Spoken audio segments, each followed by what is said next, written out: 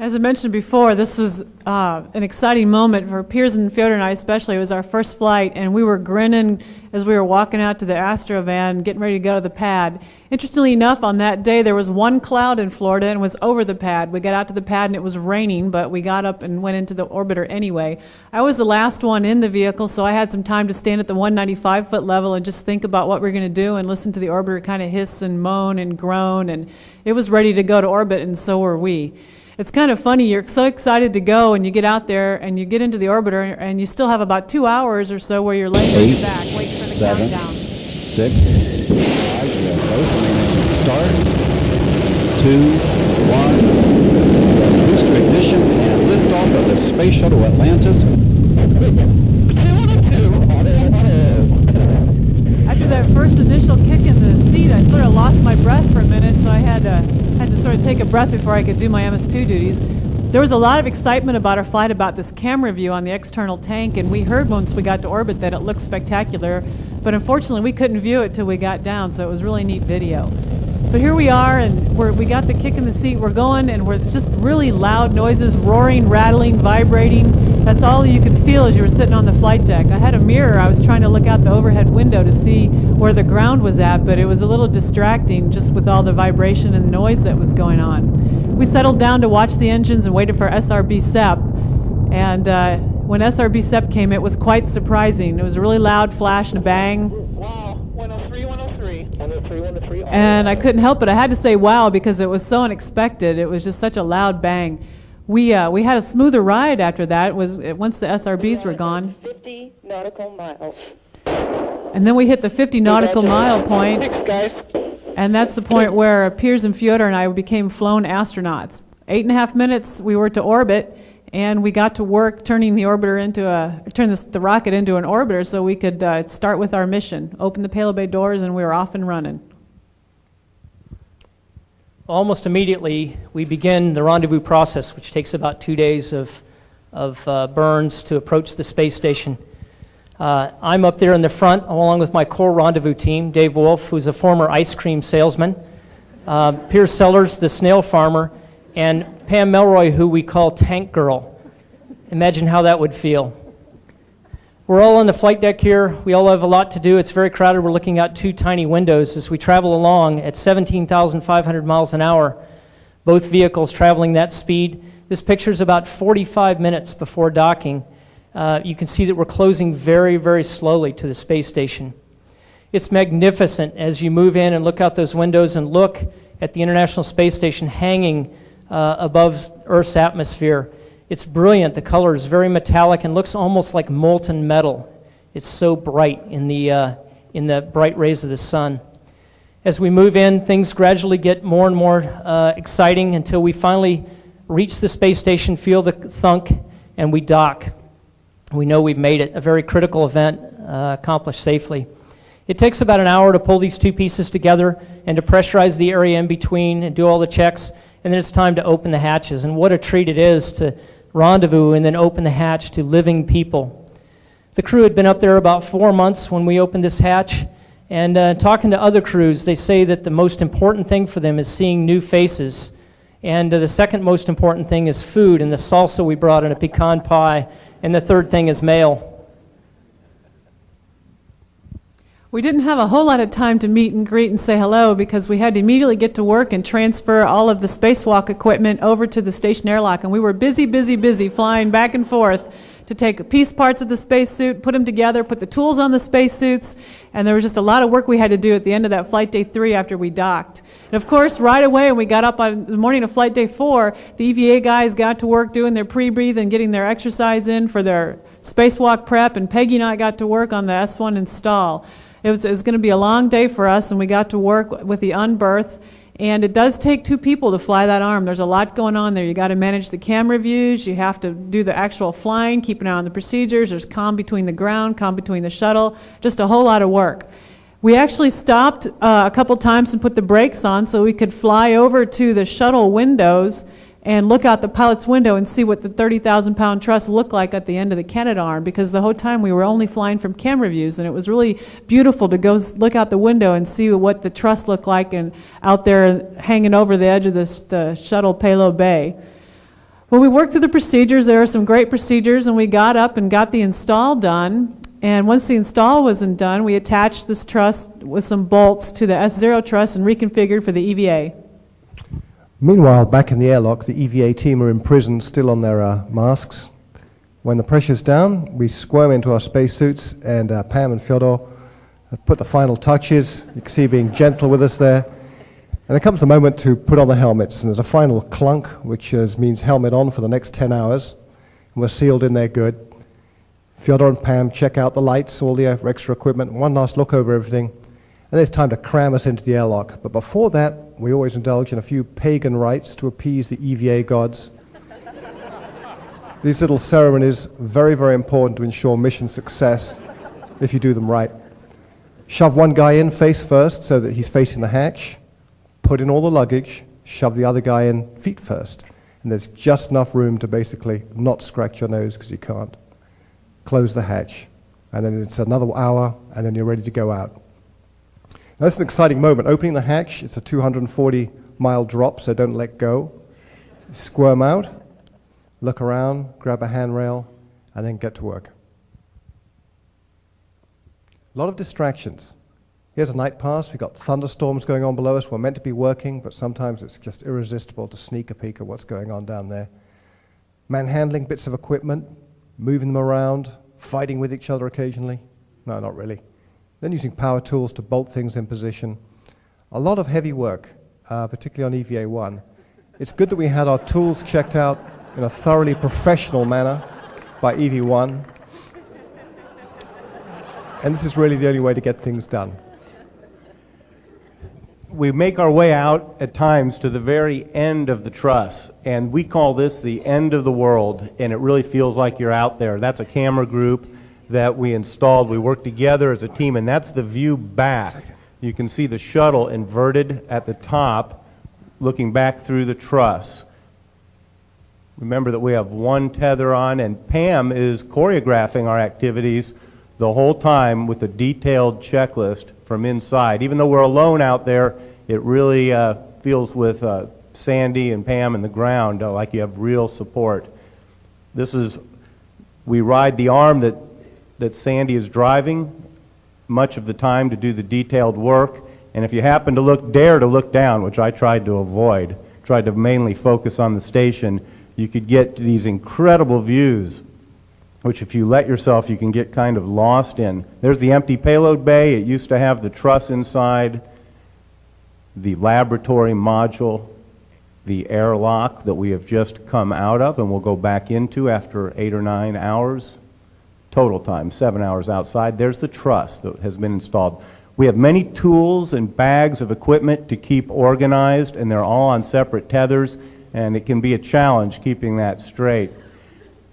This is an antenna that we installed, and you'll see how quickly it goes from day to night, at the same time going from plus 200 degrees to minus 200 degrees. Takes a little temperature adjustment.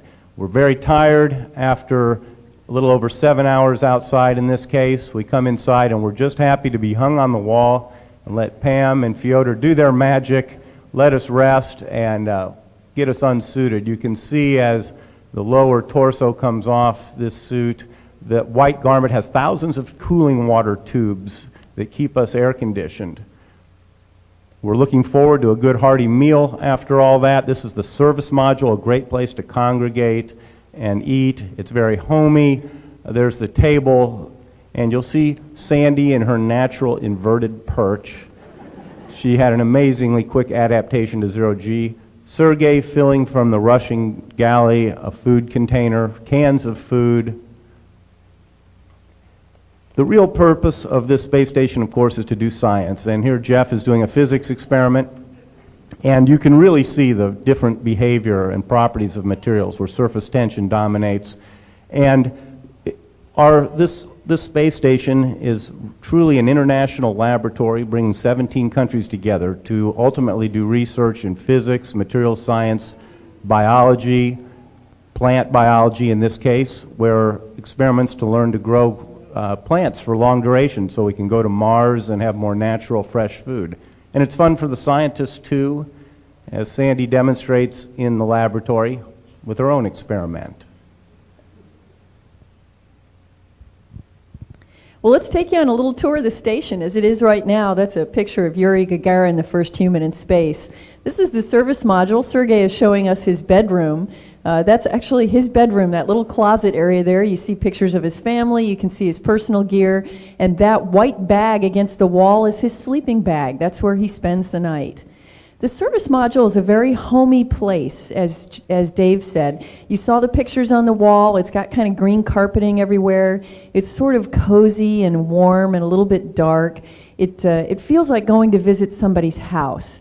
And this is the part of the house that you wouldn't ordinarily see. I think everybody has a place like this in their house. This is the closet of the space station. And you can see it's piled high with boxes. Most of that is actually food.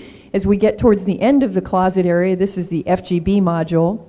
You'll actually see some towels on the wall. That's where the station crew does their daily sponge bath.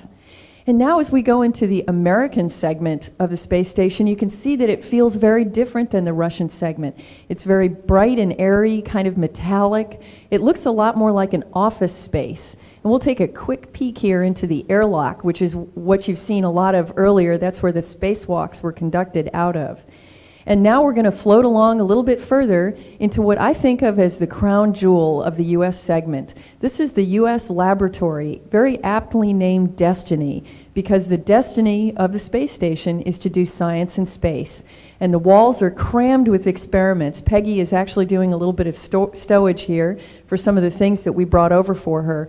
But this laboratory is a magic place to do science, and it's a wonderful place to be in the station that has both a place to live and a place to work. Now we're going to take a crazy little jink and go over here into the space shuttle. And here we are on the mid-deck of the space shuttle, which is a combination kitchen, bathroom, bedroom, and living room for us. Jeff is making some dinner while Sandy is looking at her checklist to make sure we haven't left anything that we shouldn't have aboard the space station. Fyodor's taking a little coffee break there after having helped Sandy move some of these big bags back and forth between the shuttle and the station. And now we'll go up into the kind of the office area, the business end of the shuttle. It's upstairs. We call it the flight deck. You can see Piers here. He's working on the network. One of the first things we did when we got on orbit is actually set up a whole computer network up there to help support the things that we do. I'm also at the computer now getting ready for undocking. And just take a quick look around here. You can see how different the shuttle flight deck looks from the business end of the station. We have thousands of switches here. It looks a lot more like an airplane, and that is because it does have to become an airplane on entry.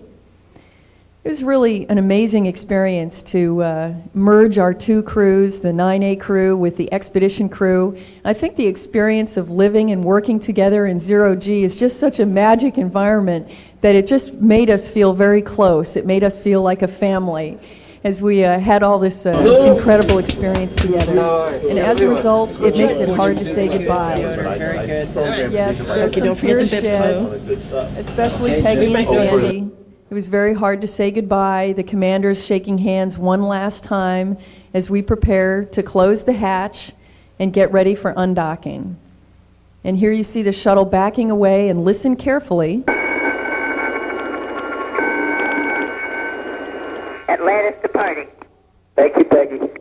As Peggy performs what has become a tradition, there's a ship's bell aboard the station, and she rang us off in keeping with an old naval tradition. We used the thrusters of the shuttle to actually push ourselves away from the station. This looks probably a whole lot like the docking did. We all had different responsibilities during the undocking. We're all operating various pieces of equipment, but what we really wanted to do was all cram into the windows and look at the magical sight. It's a very emotional time to see the S1 truss and to fly around the station in a big arc, which is what we do. We could look at the station from all different angles. The reason why we do that is to take pictures. We're documenting the station as it exists in this configuration, both for future crews and also for maintenance.